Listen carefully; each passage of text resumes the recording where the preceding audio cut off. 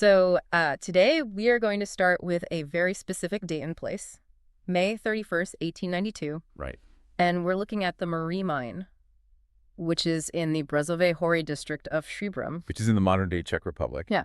But at the time, this was the Austro-Hungarian Empire. Exactly. And the reason we are doing a deep dive into this specific source material today is to look at really the collision of 19th century industrial ambition and human vulnerability. Yeah, it's a huge topic. It is, because I want to set the stakes right up front for you listening. This was one of the largest mining disasters in 19th century Europe. 319 miners died. 319 in a single shift. Yeah, it remains the largest mining disaster in the history of the Czech lands. So our mission here isn't just to recount a tragedy. We want to look at the technology, the exact moment things went wrong, and how this specific event reshaped safety standards for the future. Because if you just hear the date 1892, you might picture guys with pickaxes in a shallow cave. Right. But you'd be completely wrong.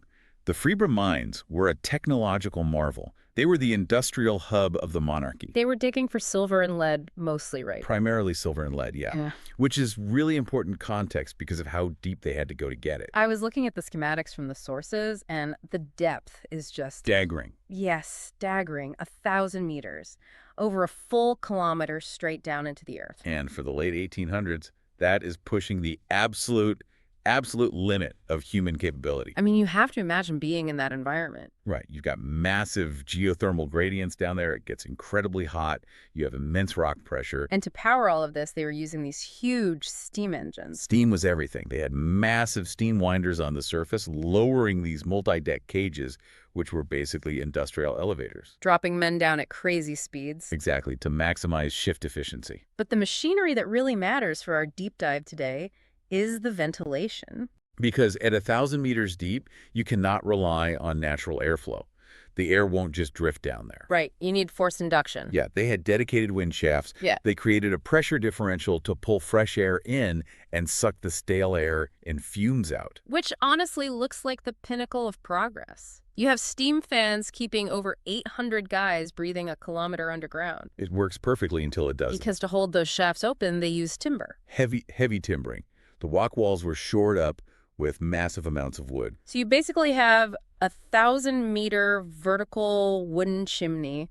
Covered in dry season fuel, with a constant draft of forced air running through it. It's a literal setup for a blast furnace. Which brings us to the morning of May 31st. Right, so the shift starts. There are about 835 miners underground. Standard Tuesday.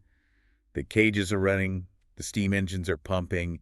Men are spread out across dozens of levels. Some all the way down on the 32nd level. Yeah, deep down. And then we get the spark. The investigation points to the ignition of mine gases, or more specifically, a smoldering wick. This is a really crucial distinction to make. In coal mines, they were already using safety lamps, like the Davy lamps. Because of methane. Fire damp. Exactly. Coal mines are highly explosive, so open flames were strictly banned. But silver and lead mines are hard rock. They aren't typically gassy. So they were a bit complacent. Very complacent. The miners mostly use simple oil lamps with completely exposed wicks. So the working theory from the sources is that someone was trimming a wick and a piece of it fell. Yeah, a smoldering piece likely fell into some dry waste or right onto the timbering. And this happened on the 29th level. Which is so far down. Deep in the system. Yeah. And it didn't just explode into a fireball, it smoldered. Which is the tragedy of it, right? If someone had seen it right away and dumped a bucket of water on it, we wouldn't be talking about it today. Right. But it went unnoticed just long enough to catch the wood. And once that timber catches in a forced draft vertical shaft, it escalates insanely fast. The fire starts consuming oxygen rapidly. But the real killer here wasn't actually the flames. Right, it's the physics of it, the thermodynamics. Exactly. The intense heat creates this massive, localized high-pressure zone. Hot air wants to rise. The chimney effect. Yes. It turns the entire shaft into a furnace. And that rising heat actually disrupts the mechanical ventilation. It fought against the steam fans. It completely reversed the currents in some places. Instead of pulling bad air out, the fire started pushing smoke into the intake airways. And that smoke wasn't just regular campfire smoke. It was from incomplete combustion in a low oxygen environment. Which means Carbon monoxide. Carbon monoxide, this is the real villain here. It binds to your hemoglobin 200 times more effectively than oxygen. And you don't really choke on it. At high concentrations, carbon monoxide just causes lethargy, confusion, and then you pass out. So you've got this fire roaring on the 29th level, and this invisible poison cloud is moving laterally and downwards into the other sections. Where hundreds of men are working completely unaware. Because there's no intercom system. None at all. In 1892, communication was ringing a bell or just shouting down a dark tunnel. The guys on the upper levels might have smelled something, but the men deeper down were cut off. And as the disaster unfolded the cages, the main elevators stopped working. The fire damaged the cables, right? Damaged the cables and the wooden guides in the shaft. So hundreds of men realize something is terribly wrong, but their only way out is gone. They had to either climb the ladders in the auxiliary shafts, which were filling with smoke, or retreat deeper. And many retreated deeper, thinking they could find good air and wait it out. Not knowing the ventilation was actively pumping the carbon monoxide down to them. It was a fatal calculation. And that brings us to the human cost of this, which is just heartbreaking to look at. 319 dead. The demographic breakdown of those victims really shows the impact on the community above ground. Yeah, 286 of them were married men. Which in a 19th century patriarchal society meant their families lost their sole provider instantly. The disaster left over 280 widows. And created more than 900 orphans in a single afternoon. It's hard to even wrap your head around that scale of grief in one small district. Plus 6 of the victims were already widowers themselves, and 27 were single men.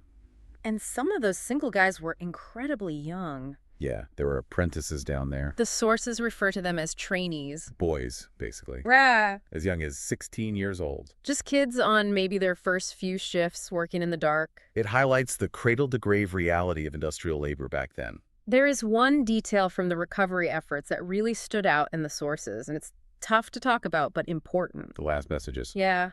When they finally got down there, they found that many of the miners hadn't died instantly. They had time. They realized they were trapped. And they used chalk, or they scratched into the rock walls with their tools to leave messages. Lots of them wrote "Zdat-bu," which is the traditional Czech miner's greeting, God be with you.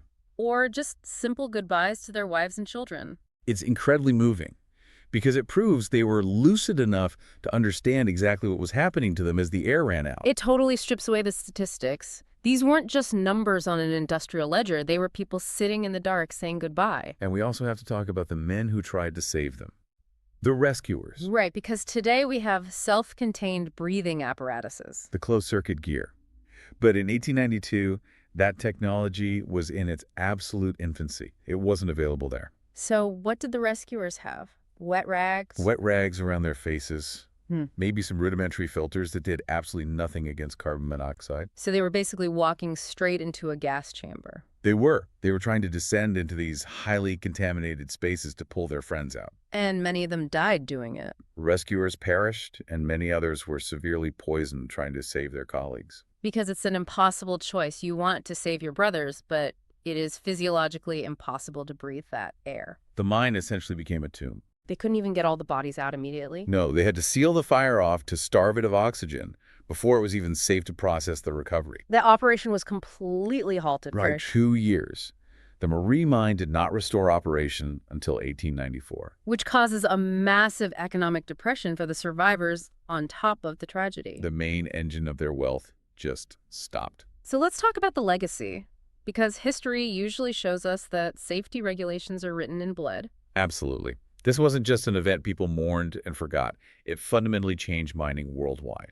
What specifically shifted after this? The biggest technical change was a complete overhaul of ventilation codes. Because of the chimney effect they experienced. Yes.